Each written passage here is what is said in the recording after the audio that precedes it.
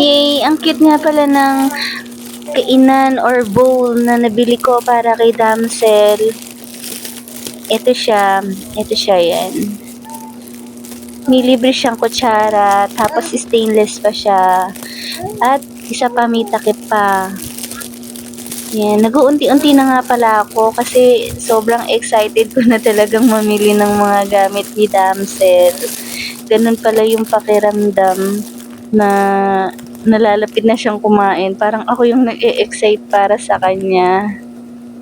At sa susunod, mag-uunti-unti pa ako ng iba pa niyang mga gamit para sa pagkain. Ayan, di ba po napaka-cute? May takip pa yan siya. At sa susunod, gusto ko nga palang bumili ng food processor para sa kanya. Yun lang guys, na-excite lang ako sa pag-share. Thank you!